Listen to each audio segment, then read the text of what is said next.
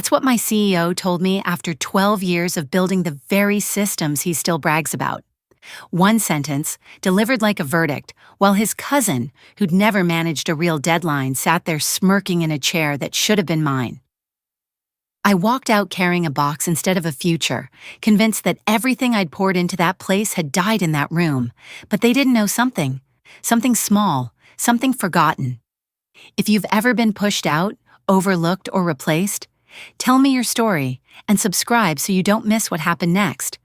I used to believe that if you worked hard enough, stayed late enough, carried enough weight on your shoulders, a company would eventually see you as irreplaceable. That belief kept me showing up before sunrise, leaving long after the parking lot emptied, and pouring 12 years of my life into NorthBridge dynamics as if it were my second home. I didn't grow up with much, so building something that mattered felt like a promise I'd made to myself. And for a long time, I thought I was keeping it. I joined NorthBridge back when we operated out of a converted storage facility that still smelled like rubber and dust. I was the operations analyst nobody noticed, but everyone depended on. I learned every system, patched every crisis, taught new hires how to steady their hands when everything fell apart. When a supplier collapsed in 2014, I handled negotiations alone while the executives hid in a hotel conference room pretending to strategize. They praised me afterward, called me a pillar, but never once offered a promotion. I didn't complain. I thought loyalty was its own kind of power. The first signs of trouble were so subtle I brushed them off. Meetings scheduled without me, younger managers suddenly sitting at tables I used to lead, conversations that stopped the moment I walked by. I told myself I was overthinking it. Stress, fatigue, nothing more. It wasn't until one Tuesday morning that everything clicked into place, though at the time I didn't know it yet. At 8:12 a.m., a notification pinged across my screen. Strategic realignment session, mandatory. No explanation, no sender listed. The kind of vague formality we never used before Bryce Hartwell became CEO. He was a man obsessed with buzzwords, agility, disruption, modernization, words that sounded important but usually translated to layoffs disguised as vision. He strutted around the office with that polished confidence executives buy from expensive leadership retreats. Employees pretended to admire it. I pretended too. Still, I didn't think the meeting had anything to do with me. Why would it? I'd spent 12 years patching their holes, protecting their shipments, smoothing their disasters. If anything, I assumed I'd be advising on whatever shift Bryce thought would impress the board this quarter. When I walked toward briefing room B2, the hallway felt unusually quiet, as if conversations had peeled away from the air just seconds before I stepped in. People looked busy, too busy. No one met my eyes. I brushed it off and pushed open the door. 3 people sat inside: Bryce, Leah from HR, and a young man I recognized only vaguely. A man I'd passed maybe twice in the hallway, always wearing expensive watches and that cocky smile people get when they've never been told no in their lives. I didn't know his name then. I didn't realize I was looking at the person who'd been chosen to replace me. I wish I could say the truth hit me instantly, but denial is powerful. It lets you take one more step, sit in one more chair, believe for one more moment that everything you've built is still standing. I didn't know it yet, but something in that room had already cracked, and in a few minutes, it would break completely. Bryce didn't even let me settle into the chair before he launched into his performance. He straightened his tie like he was about to walk onto a stage instead of ripping apart 12 years of someone's life. "Celine," he began, voice smooth and falsely sympathetic, "we appreciate everything you've contributed, but we're realigning toward a younger, more adaptive leadership structure." It sounded rehearsed, like he'd practiced in front of a mirror. Leah from HR kept her eyes glued to her tablet, tapping like she was taking notes, though I knew her hands shook when she was nervous. And then there was the young man. He leaned back in his chair, arms folded, confidence radiating off him like heat from asphalt. He didn't introduce himself. He didn't smile. He just watched me the way someone might watch a show they already knew the ending to. Bryce gestured toward him as if presenting a prize. "This is Evan. He'll be assuming your responsibilities effective immediately." My responsibilities, my systems, my crisis plans, my workflows, handed to someone who probably couldn't tell the difference between a routing error and a system crash. I felt the words hit like a blunt force, not sharp enough to cut, but heavy enough to bruise. Effective immediately? I asked, though my voice barely had shape. Bryce nodded as if he expected applause. This is about evolution, Celine. The company needs fresh energy. Fresh energy. That was the phrase he landed on. Not competence, not experience, not stability. Fresh energy. Corporate code for youthful faces that photographed well on brochures. I kept waiting for someone to say more, to soften the blow, to offer a shred of dignity, but the silence stretched until I understood there was nothing left to say. They hadn't called me in to discuss a transition plan, or to thank me, or even to pretend I mattered. They had called me in to remove me. Swiftly, cleanly, with as little inconvenience to themselves as possible. When Bryce finally stopped speaking, Evan shifted in his seat, tapped his expensive watch, and looked at the door as if he was already bored.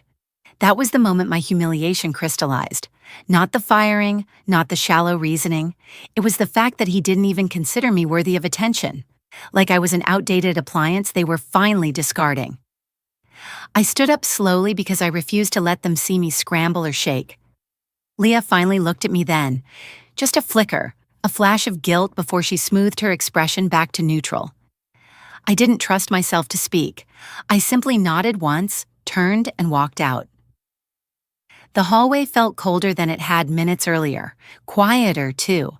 When I rounded the corner toward my office, my stomach dropped. My door was locked. Outside, it sat a neat stack of cardboard boxes, already labeled with my name. Someone had done this ahead of time, days ahead probably. The decision hadn't been made that morning. It had been made, processed, approved, printed, boxed, and taped before anyone bothered to inform me. I knelt and opened the top box. My old team photo stared back at me, the one taken during the logistics surge of 2018 when we'd pulled off a 12-week miracle. I looked younger, hopeful, unaware that the very people praising me then would one day replace me without hesitation. The embarrassment curled hot in my chest, but beneath it was something colder, sharper, betrayal, real, deliberate betrayal.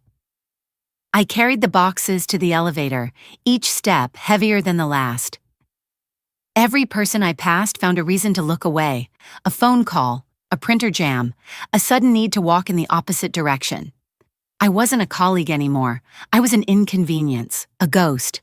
When the elevator doors closed, the weight of it finally slammed into me. My work, my loyalty, my sacrifices, discarded in under 10 minutes. And as the elevator dropped, I had no idea that something far bigger was already coming for them, something they never saw, something they couldn't stop. I don't remember stepping out of the elevator. I don't remember crossing the lobby or pushing through the glass doors into the cold air outside. My body was moving, but my mind was somewhere between disbelief and a kind of hollow numbness I'd never felt before. I sat down on the low concrete ledge beside the parking garage, the box of my belongings resting against my leg like dead weight. For a long moment, I just stared at the ground, feeling the shock throb through me in waves. That's when my phone buzzed in my pocket. An unknown number. I almost ignored it. I didn't have the energy to deal with a scam call or an automated survey, but something in me hesitated. Habit, maybe, or instinct. I answered without thinking. Celine Ward? The voice was calm, professional, steady. I swallowed hard. Yes. My name is Harper Lane. I represent a private client with interest in leadership shifts within the logistics technology sector. I believe your name just fell off NorthBridge's internal roster.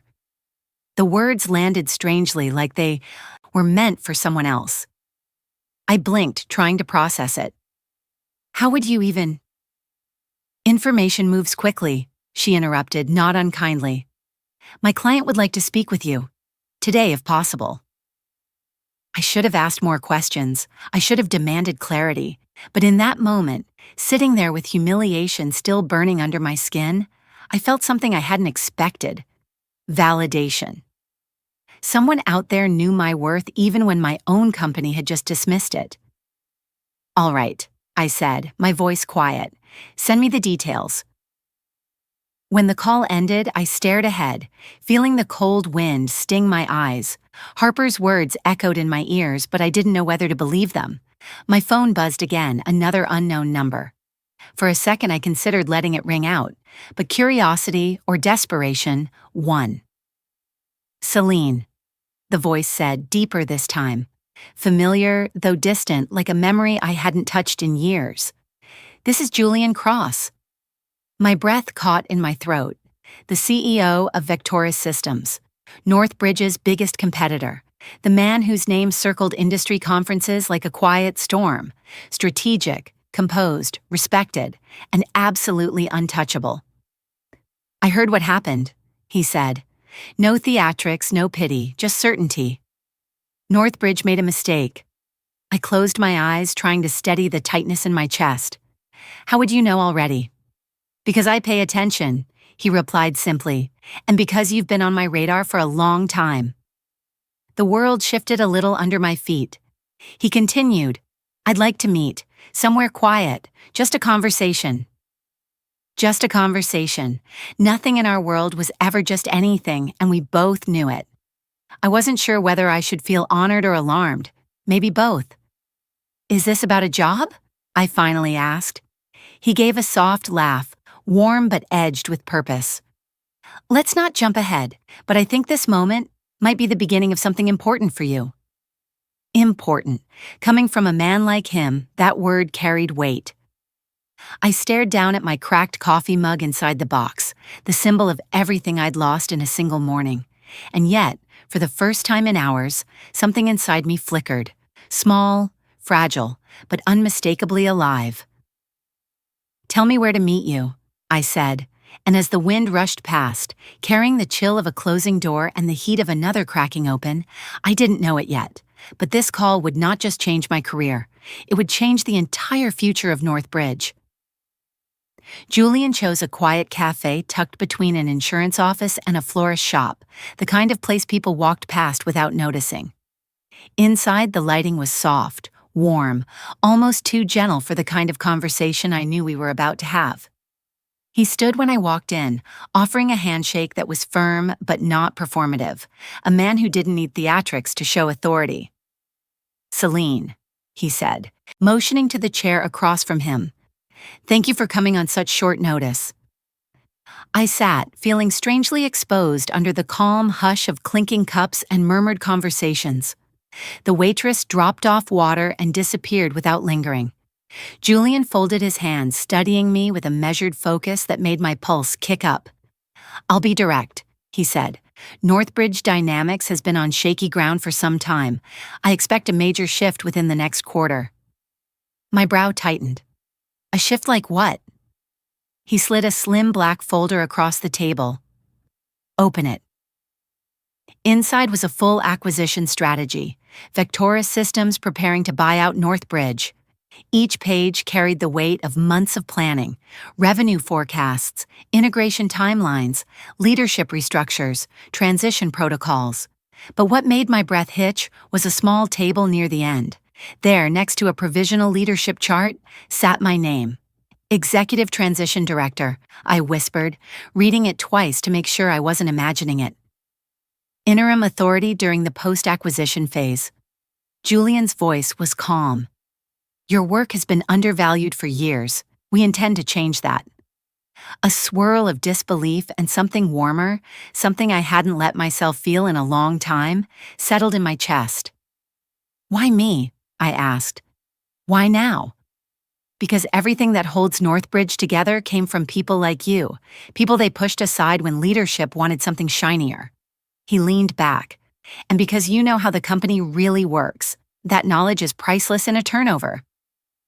I closed the folder slowly, grounding myself. It was too much, too fast. Hope felt dangerous. I need time, I said. Of course. He tapped the table gently. But remember something, you're not starting from zero. You're stepping into a position you already earned. They were simply too blind to see it. We ended the meeting with an unspoken understanding. This wasn't a job pitch, it was a door. a door to something bigger than titles or revenge. But when I walked out into the cool air, I felt a sudden surge of clarity. Something clicked inside me, like a puzzle piece snapped into place. A memory, a file, a clause. It hit me so hard I stopped walking. Years ago, during a governance cleanup project, I'd been temporarily seated on a board subcommittee. I didn't think about it at the time. I was buried in policy revisions, scanning paragraphs that barely made sense to anyone without a legal background. But I remembered a specific line, something I had added quickly and quietly, assuming it would never matter. I rushed home, heart pounding, and tore through my old storage boxes until I found the external drive I hadn't touched in years. Dust puffed into the air when I plugged it in. File after file scrolled past, outdated protocols, draft policies, abandoned proposals, until finally I saw it. NB Governance. Update V12B TDF. My hands shook as I opened it. There it was, page 39, section 4B. Any former board-affiliated contributor shall retain a 75-day oversight and advisory right during periods of transitional ownership or pending acquisition. I stared at the sentence, stunned. Oversight and advisory right, during acquisition, and it was signed by me. Dated, logged, valid. They thought they erased me. They forgot I ever touched board policy. They didn't even know this clause existed. But it existed, and it gave me something NorthBridge never imagined I could have again. Legal access, legal presence, legal power. As the meaning settled into me, slow and electrifying, something inside that humiliation from earlier began to shift. I wasn't done, and they weren't safe. The morning after I found the clause, I woke as if someone had plugged me back into my own life. The humiliation from my firing was still there, but it wasn't crushing me anymore. It was sharpening me. Every betrayal, every whispered conversation, every door that had quietly closed behind my back, they all suddenly felt like pieces of a larger pattern I should have seen sooner. Now I intended to use that pattern against them. At 7:04 a.m., I drafted a single email, just one line. Let's talk. I sent it to 4 people, names I hadn't spoken out loud in years but hadn't forgotten for a second. Jenna Aubrey, who built half the workflow systems NorthBridge still depended on. Thomas Green, the logistics coordinator they blamed during a supplier collapse that wasn't his fault. Ria Patel, who redesigned an entire onboarding program only to be cut during a budget review. And Owen Briggs, the gruff, sarcastic technician who once told me the only thing holding the company together was duct tape and 2 sane people. They all replied within minutes. It didn't surprise me. People who've been wrong don't forget the person who stood with them when everything fell apart. By noon, I sat across from Jenna in a small corner booth at an old wine bar that opened early for quiet meetings. She looked tired, older than I remembered, weighed down by the years since she'd been pushed out. But when she looked up, her eyes brightened with something like relief. "I knew something was wrong the moment your name disappeared from the directory," she said, voice low. "They've been scrambling since you left." "Scrambling how?" Her smile was sharp. "You were the only one who knew how the production pipeline actually worked. Evan's been trying to guess his way through it." That didn't surprise me either. After Jenna left, Thomas arrived next, still carrying the calm energy that once steadied our chaotic nights. He brought documents, notes he'd kept from his final months, showing mistakes leadership ignored because admitting them would make them look incompetent. Then came Ria, then Owen. Each meeting added another thread to the web, was weaving. Another crack in NorthBridge's shiny facade. I didn't tell them about the clause yet. Not the full weight of it, not the door it opened. All they needed to know was that I wasn't done, and neither were they. Over the next 3 days, I met people in quiet corners of cafes, parking lots, empty co-working lounges, the forgotten, the undervalued, the dismissed. People who'd carried the company while leadership posed for photos. They shared stories I hadn't heard, overlooked renewals, botched client calls, mismanaged accounts, all under the new, younger leadership Bryce loved to brag about. The deeper the conversations went, the clearer the truth became. NorthBridge wasn't functioning, it was barely standing, and the people now leading it were too arrogant to see the walls crumbling around them. Every night, I returned home with scraps of information, small puzzle pieces that didn't look like much alone. But when I laid them out on my table, one by one, they formed a map of failure, negligence, and ego-driven decisions that had weakened the company far more than anyone on the outside realized. I documented everything, quietly, meticulously, with the discipline of someone who had once kept an entire corporation from collapsing under its own weight. I wasn't planning sabotage. I wasn't planning theatrics. I was planning truth, cold, precise, undeniable. And when the acquisition hit, and it would hit fast, NorthBridge's leadership would finally face the consequences they'd been running from. Not because I shouted, not because I made a scene, but because I was bringing back the one thing they thought they had destroyed the moment they locked my office door: the people who actually built the company. And now, united again, we were ready for the quiet storm I was preparing to unleash. When I walked back into NorthBridge with my new badge clipped to my coat, no one questioned it. No one even paused long enough to ask who authorized it. That was the first sign things had fallen further than I imagined. The receptionist gave me a polite, distracted smile, the kind you offer someone you assume belongs there. Maybe that was the most revealing detail, how quickly they forgot the woman they spent years relying on. The badge read, Strategic Advisor, a title vague enough to slip into any room without challenge. I didn't need anything more. My oversight rights were legally logged. HR had no idea what to do with them, so they did what frightened people often do. They pretended everything was normal. The elevator ride to the executive floor felt longer than it used to, as if the building itself sensed the hollowness spreading through it. When the doors opened, I stepped into a hallway filled with a noise I'd never associated with NorthBridge before. Confusion. Not the productive kind, the kind that brewed from fear and bad decisions. Phones rang with no one answering. Teams whispered behind half-closed doors, huddled over laptops like they were shielding secrets. A junior analyst brushed past me, papers spilling from her arms. She didn't even apologize. Her eyes were wide, frantic, fixed on something far beyond me. Chaos was the new dress code, and in the center of it was Evan, my replacement, leading a meeting he clearly didn't understand. Through a glass wall, I watched him stand at the head of the table, waving his tablet like a shield, while managers exchanged uncertain glances. He mispronounced a client's name twice, promised deliverables the team didn't have the capacity to produce, then snapped at a coordinator for asking a perfectly reasonable question. I lingered outside, unseen behind the doorframe. He didn't know how exposed he looked, how transparent his panic was. Bryce had thrown him into a position he wasn't ready for, and instead of admitting it, Evan was flailing, loudly, blindly, dangerously. When the meeting broke, I walked to the temporary office they'd assigned to me. It had a window overlooking the parking lot and a desk too polished for real work. They thought it was a courtesy. They thought keeping me at arm's length was enough to maintain control. What they didn't realize was that distance only gave me a better vantage point.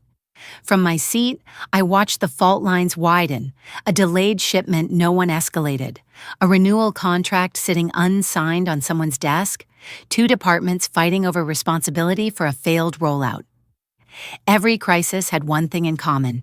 They all tied back to decisions Evan made while trying to prove he was capable of filling my shoes.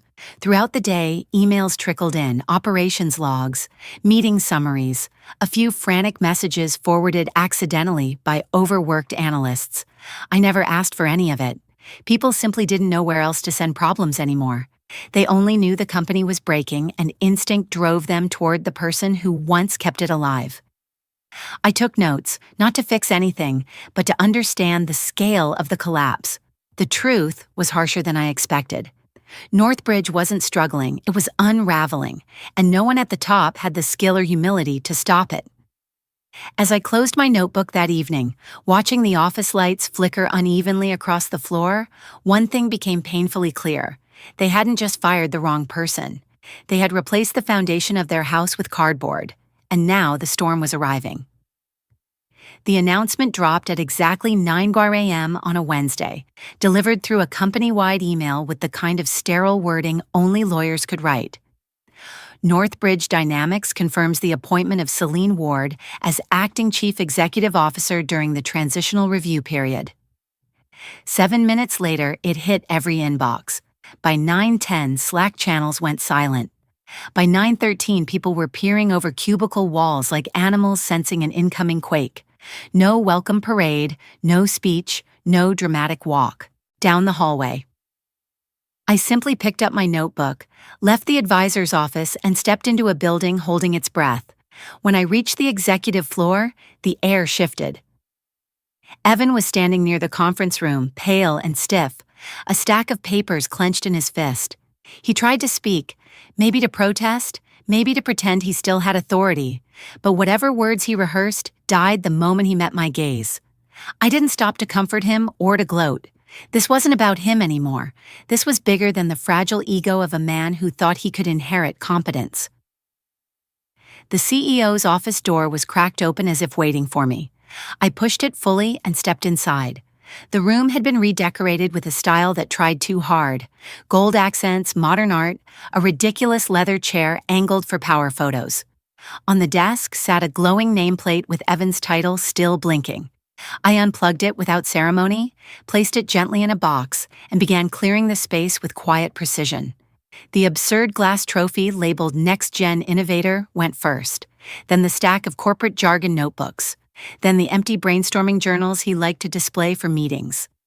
At the bottom drawer, I found something unexpected, my old coffee mug, the one I thought had been thrown out.